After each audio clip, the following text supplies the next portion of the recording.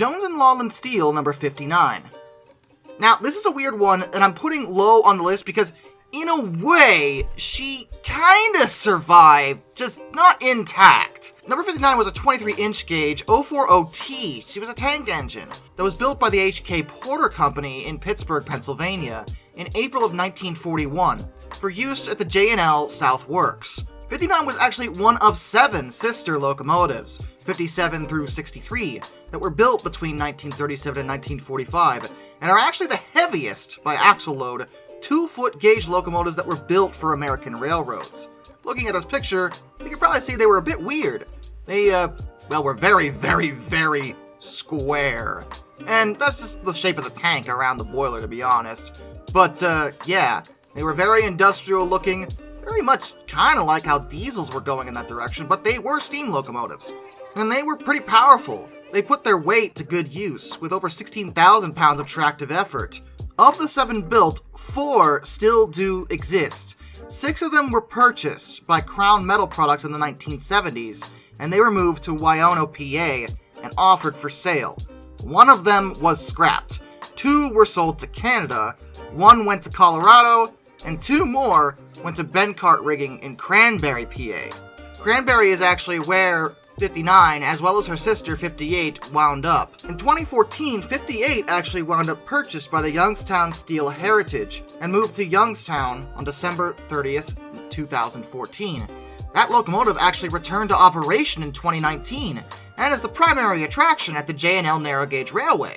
So a happy end for her sister, but what about 59? Well, it was discovered back in the 90s that 59 had a sizable crack in her right cylinder casting. This prompted the owner of that time to cut her up to make room in the yard.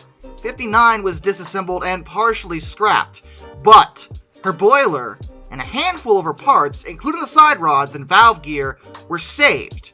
Only the frame, cab, and saddle tank were destroyed. The boiler went to Ohio, and then wound up being sold to the Niles Canyon Railway in California. When 58 was purchased, 59's boiler and remaining parts were actually brought to Youngstown, near where her sister's in operation. What's left of her is still there, being kept in reserve as a spare boiler. There is the consideration of just rebuilding 59, giving her the parts again that were taken away, but there's no updates on that idea. Plus, it would be violently expensive to do so. In my mind, it is likely that she is going to remain a set of spare parts for her sister, and when her sister's boiler goes, 59's boiler will be used on 58. But at least she's not completely gone, unlike everything else on this list.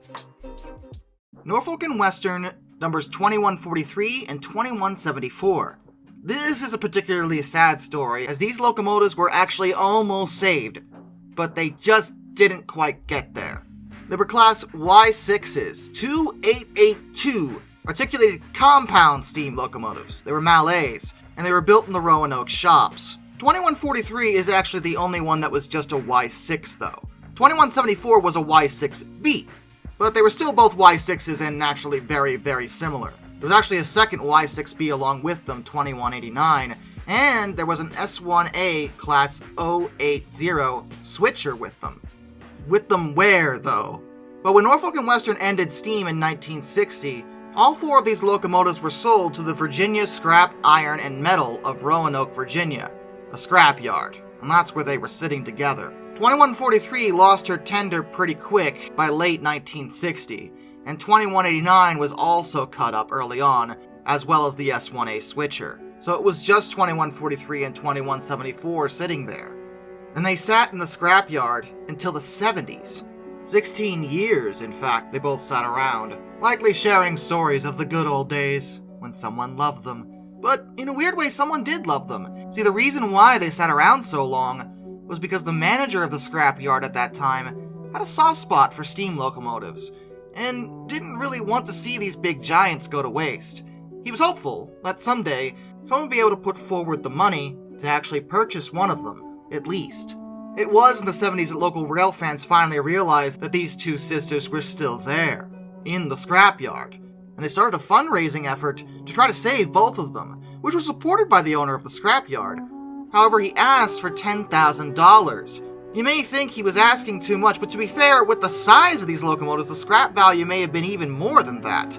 And he couldn't just give them away. He needed to make some money for what he spent on them all those years ago. So I kind of get his position. And he was willing to let them sit there until the money could be worked up. But the problem was that he was getting old, and he passed away. And the ownership of the yard fell to a British organization, believe it or not. Excuse me, this better have nothing to do with you. Allegedly, the British were way less sympathetic to the steam locomotives, interestingly enough, and they said that they wanted both those locomotives gone in less than a month. It was basically impossible to raise that amount of money in that amount of time, and as a result, both 2143 and 2174 were cut up in 1976. Some parts of them were salvaged, but outside of that, this action rendered both the Y6 and the Y6B subclasses completely extinct. They were gone. Texas and Pacific number 638. This was a Class I 1B, which is a 210-4 Texas type, which is fitting for Texas and Pacific, I suppose. It was built in January of 1928 by Lima. She was designed to haul passenger and freight trains on the railroad, and did that for many years. However, when the railroad chose to dieselize, she was eventually donated to the city of Dallas, Texas, for the State Fair of Texas back in 1953. She remained in Fair Park as a park locomotive for a couple of years, and this is where the problem started. See, some people consider park locomotives preserved, and in a way they are, but they have to be maintained. And, 638 was neglected. Horribly so. She was heavily vandalized, there was no covering, and she was quickly falling apart. It was so bad that the city didn't even want to fix her, they just decided to get rid of what they saw as an eyesore. She was sadly scrapped in February of 1955. But some good came out of her loss, actually. For one thing, if this sounds familiar, that's because this is the locomotive that New York Central 482 Mohawk number 3001 was brought in to replace, and eventually she would actually survive. The city learned from their mistake with 638 and kept 3001 relatively safe, and she's now in preservation, safe away from the president of New York Central at that time. Where is that blasted 3001, boys? How do we calm him down? I don't know, give him some metal to cut or something. The Mohawks must be sliced and diced like all the other steam engines. Additionally, the local public was really mad that 638 had been scrapped. The city didn't realize how much they actually cared. Most people actually genuinely loved the locomotive, and the fact that she was unceremoniously destroyed didn't sit well with them. So as a result, in 1963, the Age of Steam exhibit opened, which was developed as the Age of Steam Museum, which is a place where a lot of other locomotives are now safe. So, despite 638 being gone, a lot of good resulted from her loss. Southern Pacific 282 Class Mark V 743.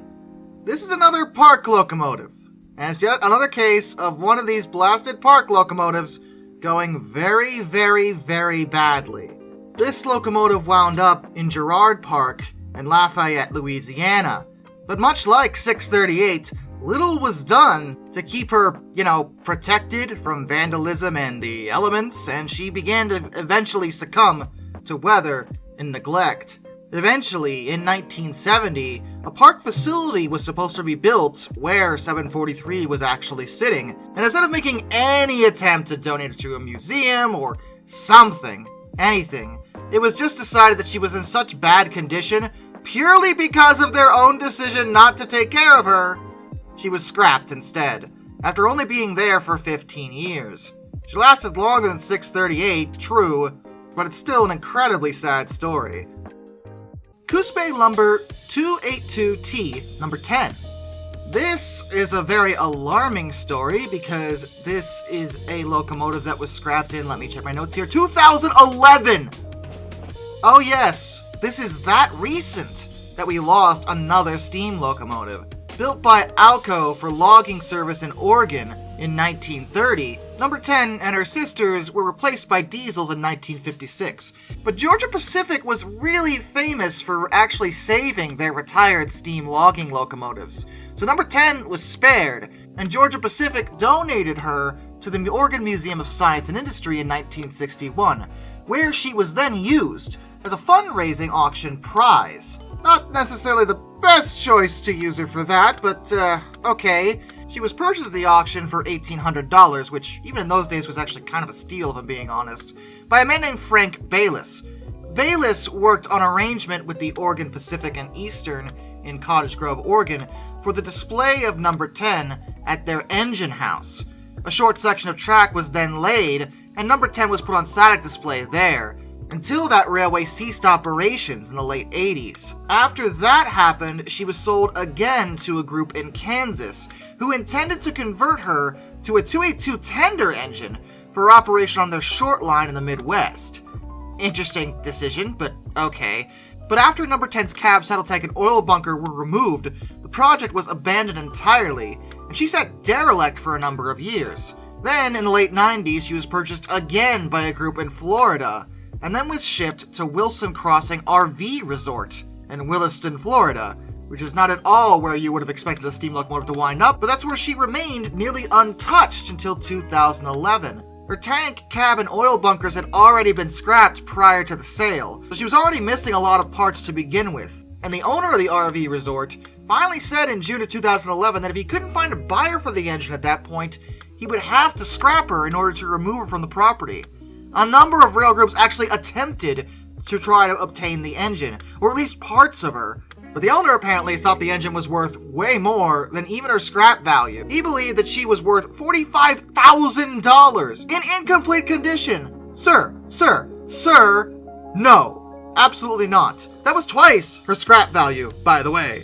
The trucking cost for the engine back to the West Coast also exceeded $42,000 on their own. Because of this, it rendered purchasing the locomotive completely financially impractical. There was just no way to either do it at all, let alone justify that kind of expense. So on Monday, August 15th, 2011, Western Rail Groups contacted the owner of the property, and he told them that he had commenced scrapping of number 10, and she's now completely gone. But in one bright spot, I suppose, a sister engine of her, number 11, actually has been put in proper preservation at the Pacific Southwest Railway Museum at Campo, California. She's actually now the last sister standing, the only example of the original 4 Pullman Lumber Company Alco-built saddle tanks. China Railways RM163. With this one, I'm kind of cheating, because according to verified sources, there are still pieces of this locomotive left. But, yeah, let's discuss this. The RMs are also known as the People type, that were 462 Pacifics for mainline general purposes, and they were constructed between 1958 and 1966. A total of 258 were produced. China still used a lot of steam power, even late into the 20th century. These locomotives ran for quite a few years, and they were actually quite good. And even when they were eventually withdrawn, a few did wind up being preserved. RM1001 is preserved at the China Railway Museum. RM1247 is preserved at the Shenyang Railway Museum. And then there's RM1163, which is allegedly, apparently, sort of, kind of, possibly, preserved in Japan. But, okay, look, these were retired in the 1990s, and it was to be set on static display in Japan, but only the smokebox front, pilot, and one pair of driving wheels are left. The rest of it was cut up in 2006. And, yeah, that's great. Thank you for that decision, whoever decided to do that. I don't really have any details as to why they made that decision, but yeah.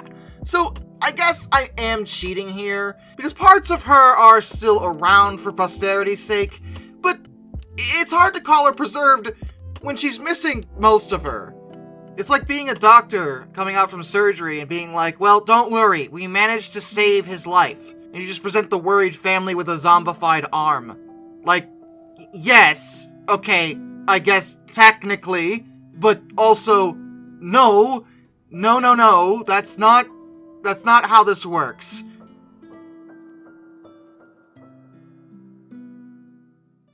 British Rail 45015. Oh, a diesel? Huh. Well, hey, diesels need preservation too. We don't gotta be racist about our locomotives around here.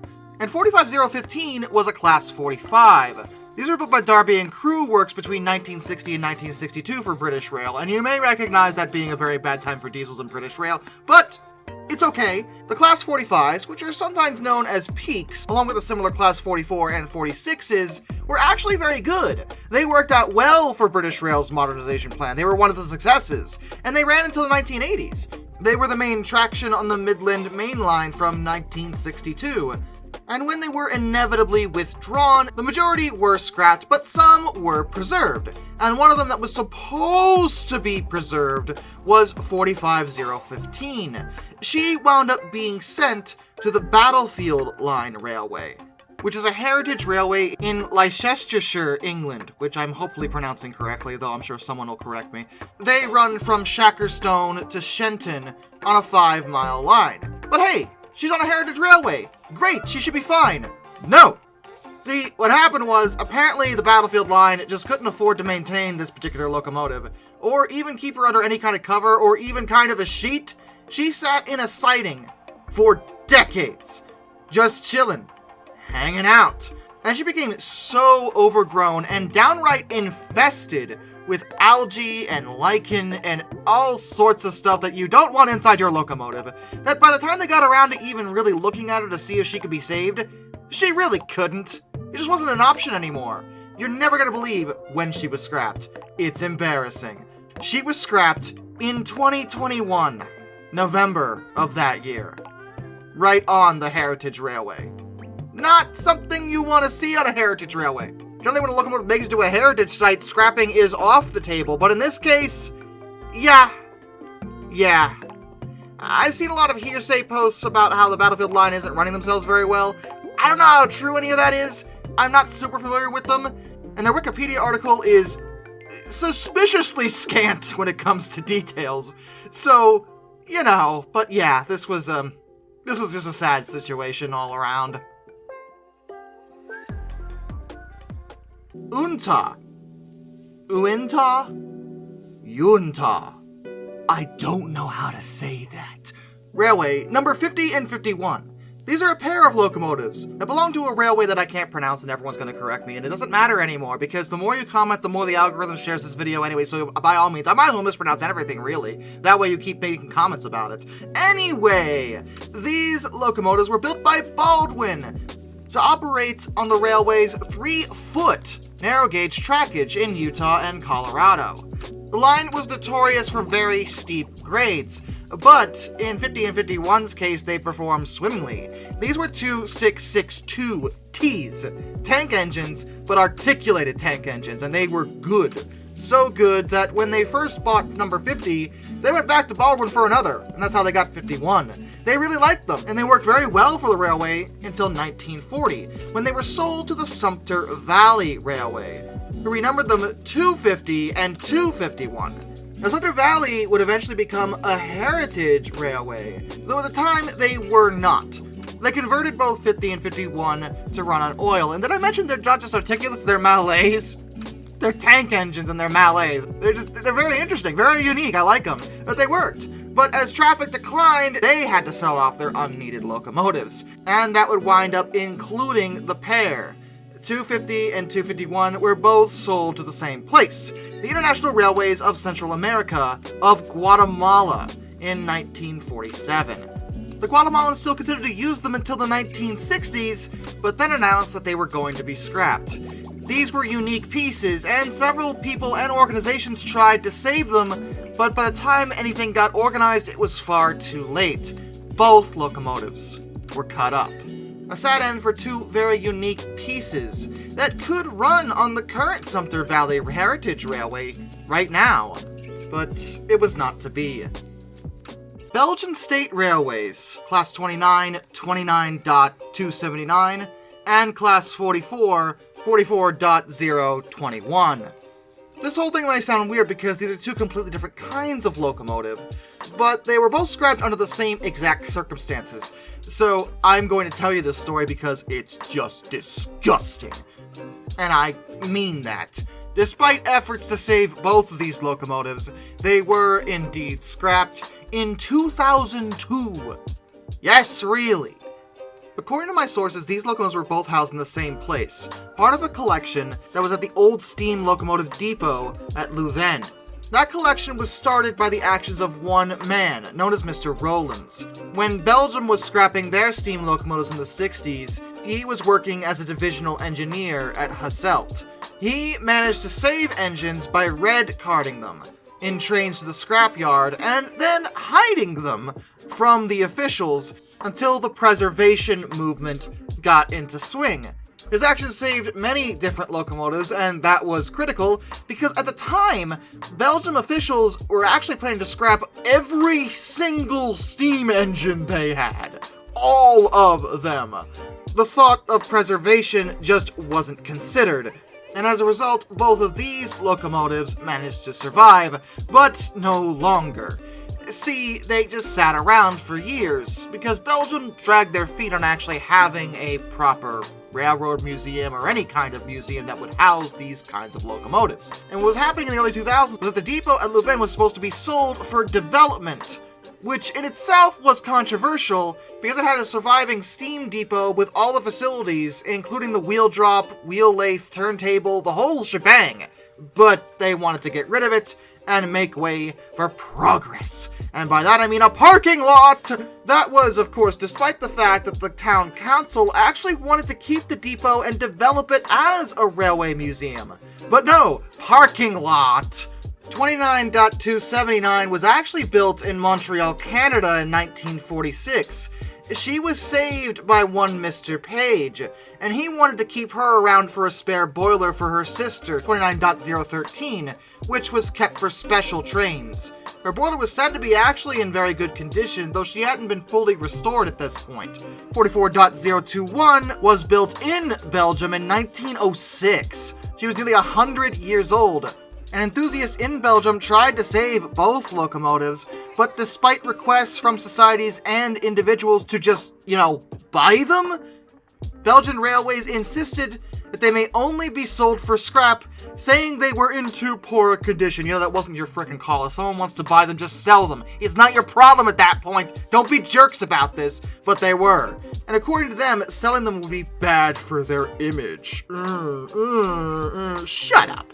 Apparently the whole fiasco even made national news in Belgium, but the mounting pressure had the opposite effect. One Mr. Gert Mainhout, who was the one responsible for the decision, wound up selling the locomotives to a scrapper for a nominal sum of €1, on the condition that they scrapped them immediately.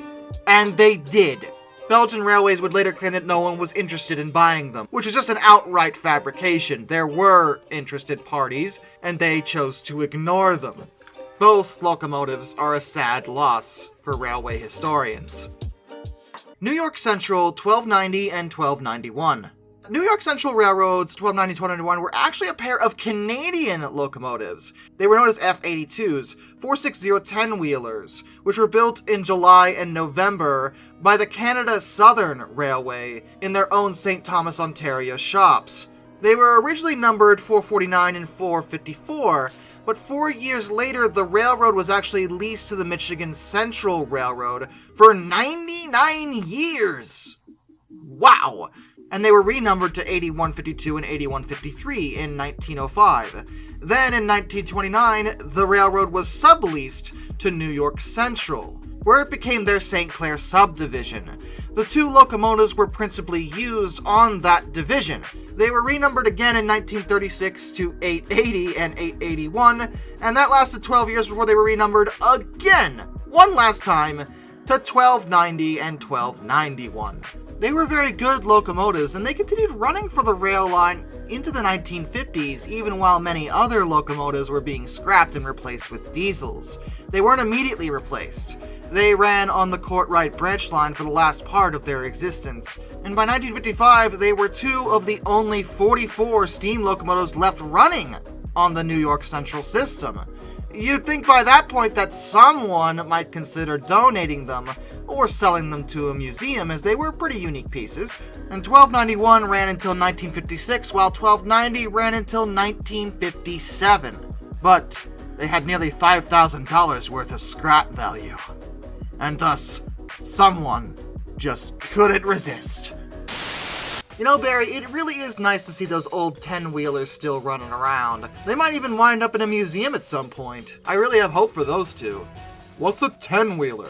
You know, I'm not even mad anymore. I don't know what I expected of you, though at least that's a fair question. I like asking questions. Well, I think they'll make it into a museum as long as we keep them out of the sight of, hello, boys. No. Boys, no. Boys! Yes, boss? I have one question for the both of you.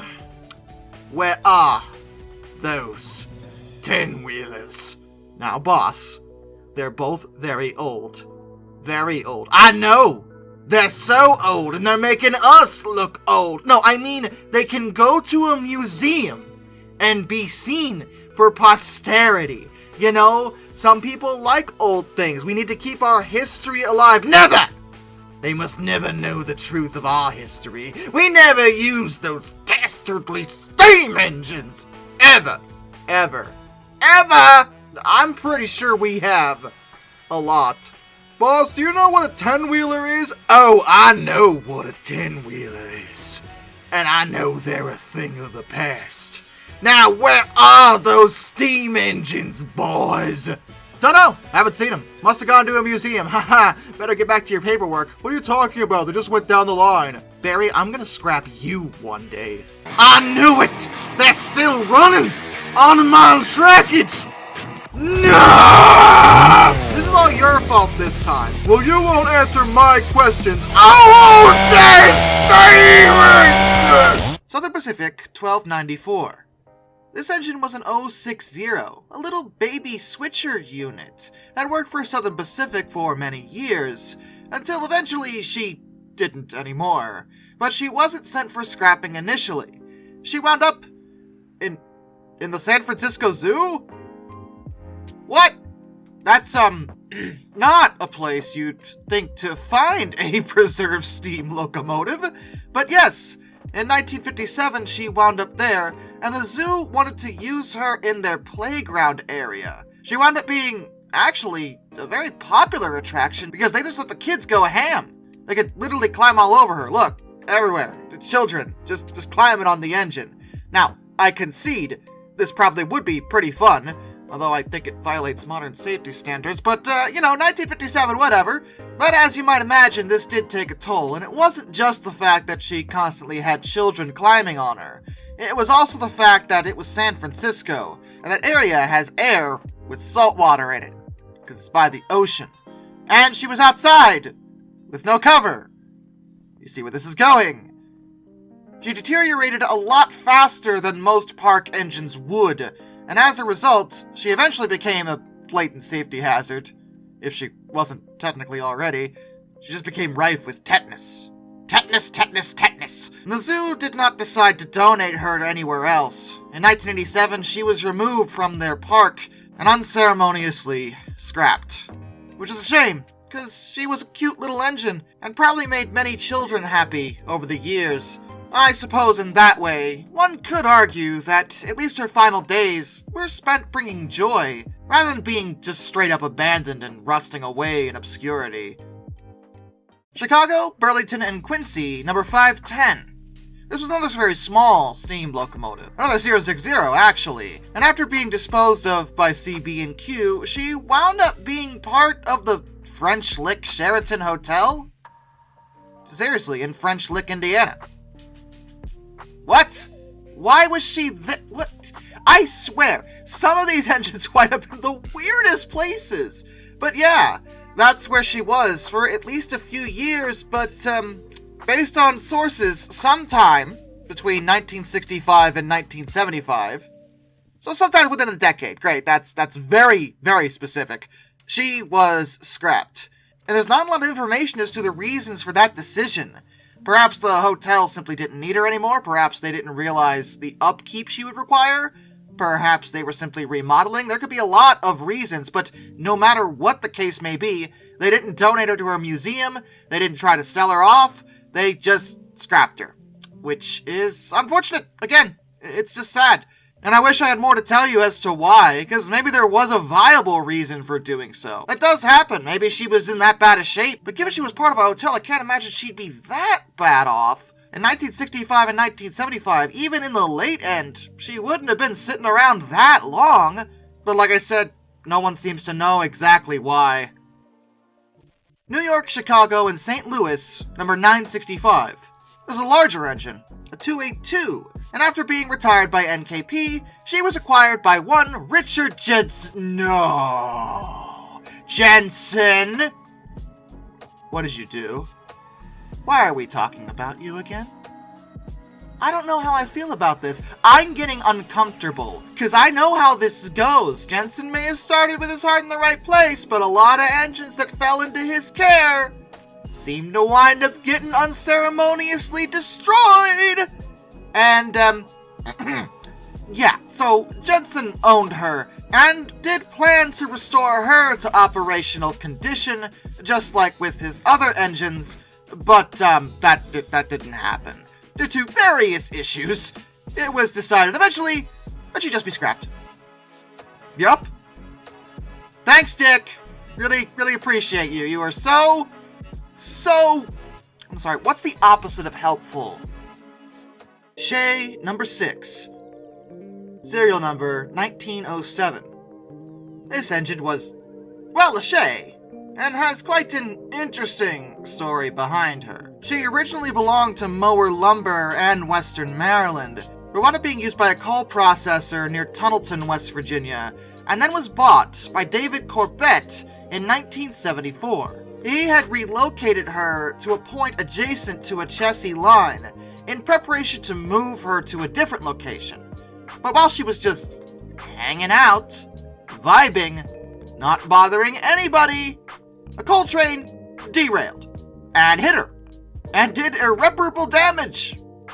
That's just, wow, great. That is most unfortunate. In 1978, the remains of her was simply sold to Cass, since she did still have some good parts in her. Those parts were used to repair the other Shays on Cass's roster, and in 1980, Cass wound up scrapping her remains. I can't say I blame them in this case, because this just seems to be bad luck more than anything malicious. She was just sitting there, and a train derailed and hit her. It wasn't like anyone wanted to scrap her. Heck, Corbett was trying to save her. It's just a real shame. 0. What? 0? Like number 0? No. Her name was Zero. She had a name. She was a tiny little 040 tank engine, and she actually came from an amusement park in South Carolina called Pirate Land Park. She was a Cook Alco-built engine, originally constructed in 1916. Just a little baby, and probably kind of cute, though I admit I am having serious trouble finding a picture of this engine. I chose to put her on the list despite this problem because I find her situation unique and very, very sad, because she wound up at a museum. She was at the Tennessee Valley Railroad Museum, and you'd think being there, she'd be alright. Maybe not restored to operation or anything, but certainly available for display, as she was a cute baby engine, and kids and adults alike love little engines. They're adorable. But no, Zero was scrapped by the museum. She was cut up by Siskin Steel in 1980 on the museum's grounds. What? Why? Why would you do that? You're a museum. That is the opposite of what you're supposed to do. Well, I can't really figure out exactly why this was done, but I can only imagine that Zero may have been in such bad shape that they didn't really see a reason to keep her. Maybe they just needed the extra money at the time. I understand operating a museum can be expensive, but to scrap a preserved engine for that? I mean, I don't know, guys. That bothers me. I don't like that. No, don't like that. Like, I know I mentioned that Cass did it just a moment ago, but at least in their case, that engine was so destroyed that keeping her around just didn't make any sense, and they still used her for spare parts anyway. Zero was just thrown away. And I just... Nope, don't like that. That's where I'm at with it.